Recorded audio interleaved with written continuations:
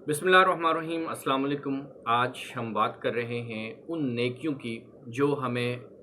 अल्लाह ना करे जहन्नम में ले जाने का सबब बन सकती हैं। और ऐसी बहुत सारी नेकियां हैं जो इंसान को जन्नत के बजाय जहन्नम, वो नेकी के बजाय गुनाह बन जाती हैं। और बड़े अफसोस की बात होती है कि इंसान मेहनत भी करे, अपनी तरफ से नेकी भी करे और इस गमा में भी रहे कि ये नेकी मुझे जन्नत में लेके जाएगी, लेकिन वो ज़ाया कर दे। तो मैं आज उन लोगों की बात नहीं कर रहा जो नेकियां नहीं करते, जो गुनाहों में हैं, या फिर वो अच्छे कामों की तरफ, नमाजों की तरफ, इन चीज़ों की तरफ नहीं आते। आज वो टॉपिक नहीं है। आज हम उन लोगों की बात कर रहे हैं कि जो लोग नेकी करने के बावजूद उसको ज़ाया कर देते हैं और कर देंगे। अल्लाह ना करे हमारे साथ ऐसा हो। तो इसको बड़ी इंपॉर्टेंट चीज़ है, इसको समझना है और उस पर अमल करना है, क्योंकि हमारी जो अगली ट्रेनिंग है वो इससे रेलेवेंट है। हमारी जो ट्रेनिंग है उन सिफात से रेलेवेंट है जो हमने अपनी ज़िंदगी का हिस्सा बना के अपनी दुनिया और आखिरत को बेहतर करना है, खुशहाल करना है, खुश रंग करना है, कामयाब बनाना है। और दो तरह की सिफात हैं। एक वो हैं जो रहमान की तरफ से, अल्लाह ताला की तरफ से हैं, और एक शैतान की तरफ से हैं। जैसे एक तरफ से सब्र है, दूसरी तरफ से बेसब्री है। एक तरफ से शुक्र है, दूसरी तरफ से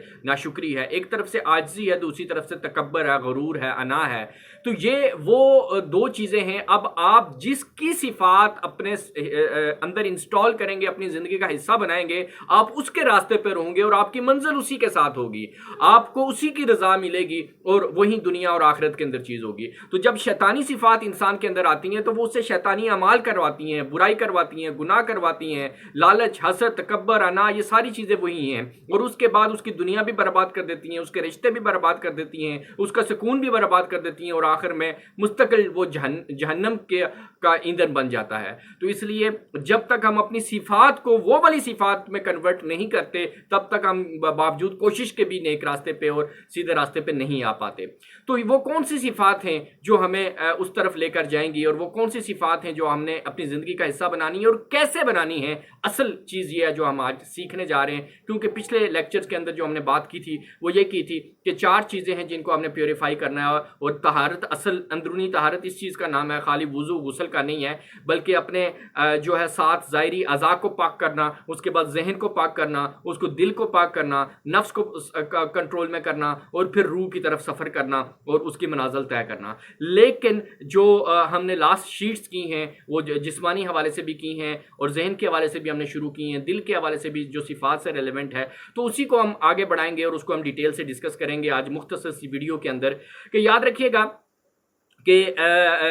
हदीस में हमें ये चीज़ें मिलती हैं कि एक ऐसी औरत थी, एक फहाशा औरत थी, और वो सिर्फ उसके जन्नत में जाने का सबब ये बना कि उसने एक कुत्ते को पानी पिलाया। ठीक है। और दूसरी तरफ हदीस में ये जिक्र भी मिलता है कि एक ऐसा शख्स जिसने जहाद किया और वो जहाद के अंदर वो मारा भी गया और वो जहन्नम में डाला जाएगा। और जब उससे पूछा, वो पूछता है कि मैं तो शहीद हुआ, मैं तो जहाद में हिस्सा लिया, तो उसे जवाब मिलता है कि वो तुमने इसलिए शहादत हासिल की कि वो तुमने जान इसलिए कुर्बान की कि तुम्हें लोग बहादुर कहें, और वो बहादुरी के लिए तुमने वो सारा मामला किया। तो वो लोगों ने कह दिया अब तुम्हारा यहाँ पे कोई ठिकाना नहीं है। तो वो अमल जो नफ्स के लिए हो, वो अमल जो नफ्स की खुशनुदी के लिए हो, वो अमल जो दिखावे के लिए हो, वो अमल जो रियाकारी के लिए हो, वो बेकार है, मुंह पे मारा जाएगा। ऐसे ऐसे हाजी आएंगे, ऐसे गनी आएंगे, ऐसे शहीद आएंगे, ऐसी तलावतें करने वाले आएंगे, ऐसी वाज और नसीहतें करने वाले आएंगे जिनको जहन्नम में फेंका जाएगा। और जब वो कहेंगे हमने ये सारे अमाल किए, तो वो कहा जाएगा कि वो तुम्हें नफ्स की खुशी के लिए, लोगों की वाह वाह के लिए किए थे, लिहाजा वो बेकार हो गए। अब जरा गौर करना हमने इस बात के ऊपर कि क्या हमारा कोई अमल वैसा तो नहीं है, क्या ऐसा तो नहीं है कि हम नेक अमल करने के बाद, कोई सदका खैरात करने के बाद, किसी की मदद करने के बाद, क्या हमारे ज़हन में ये तो कॉन्सेप्ट नहीं होता कि मैं लोगों को बताऊं, और हम शौक से लोगों को बता रहे हैं कि मैंने ये नेक काम किया, मैंने उसके साथ ये भलाई की, और हम उसकी तस्वीरें बना के हम उसको फेसबुक पे लगा रहे हैं, हम 10 बंदों के सामने डिस्कस कर रहे हैं और दूसरे के बारे में बता रहे हैं। क्या हमारा ज़हन ऐसा तो नहीं है कहीं कि हम अपने नाम के साथ बड़ा सा अलहाज और हाजी लिखवाना चाहते हैं, लोगों को पता चले जी मैंने हज किया है? क्या हमारा ज़हन ऐसा तो नहीं है कि हम लोगों के सामने नमाज किसी और अंदाज से पढ़ते हैं और अकेले में किसी और अंदाज से पढ़ते हैं? अगर ऐसा है तो यकीनन हम उसी कैटेगरी में आएंगे, फ़वैलुल लिल मुसल्लीन अल्लज़ीना हुम अन सलातिहिम साउन अल्लज़ीना हुम युराउन व यमनउनल माउन, कि हलाकत बनेंगी वो नमाजें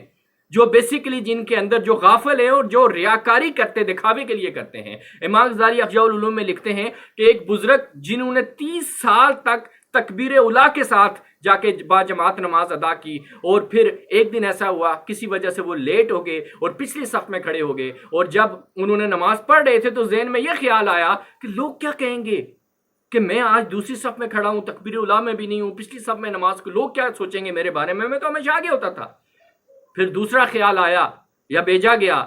کہ تو 30 سال تک لوگوں کو دکھانے کے لیے تکبیر اولا کے ساتھ پہلی نمازیں پڑھتا رہا، تو انہوں نے اپنی ساری توبہ کی اور وہ نمازیں ریپیٹ کی۔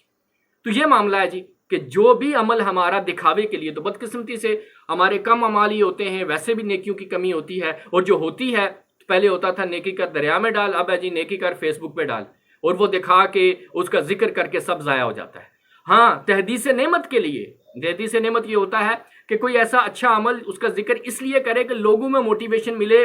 بنے، اور وہ بھی وہ کام کریں، وہ معاملہ کوئی اور ہے، لیکن اس کے لیے بڑا تقویٰ چاہیے، بڑا معیار چاہیے کہ اس تقوی والا بندہ ہو کہ جب وہ ذکر کر رہا ہو تو اس کے نفس کو خوشی نہ مل رہی ہو، وہ اپنا آپ بڑا چڑھا کرنا پیش کر رہا ہو، بلکہ اس کے اندر عاجزی ہو، انکساری ہو، اور اس نیک کام کی نسبت اللہ کی طرف کر رہا ہو کہ یہ اللہ کی رضا سے اس کی وجہ سے میرے ساتھ ہوا ہے۔ لہٰذا کوئی ایسا کام جس کے اندر نفس کی خوشی ہے، جس کے اندر اپنی میں ہے، جس کے اندر اپنی واہ واہ ہے، جس کے اندر اپنی تعریف ہم چاہتے ہیں، اگر یہ معاملہ تو اس کو فوراً ختم کرنا چاہیے ہمیں، نہیں تو یہ ہمارے روزے، نمازیں، یہ سب کچھ لے ڈوبے گا،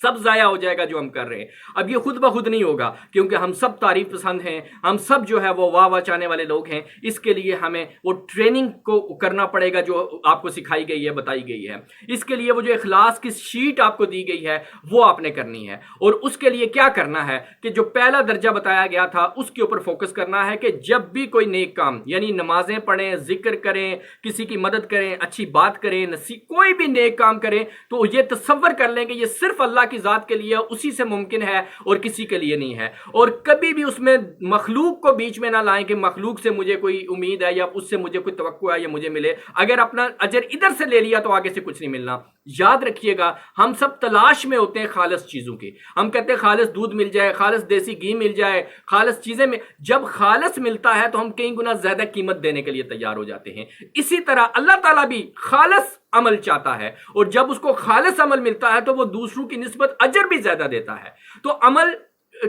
کے مقدار پہ نہیں جانا آپ نے کہ بہت بڑے اعمال ہوں گے تو اس پہ اجر ملے گا، وہ میں مثال پہلے بھی دے چکا ہوں، آگے بھی ایک حدیث کا مفہوم آپ کو بتاتا ہوں۔ ایک حدیث کا مفہوم یہ ہے کہ کچھ لوگ ایسے ہوں گے کہ جن کے اعمال احد کے پہاڑ کے سونے سے بھی بڑے ہوں گے، لیکن منہ پہ مارے جائیں گے کیونکہ ان کے پیچھے نیت رائی کے دانے سے بھی چھوٹی ہوگی، اور کیونکہ وہ سخی کہلانے کے لیے، وہ غنی کہلانے کے لیے، وہ شہید کہلانے کے لیے انہوں نے یہ اعمال کیے۔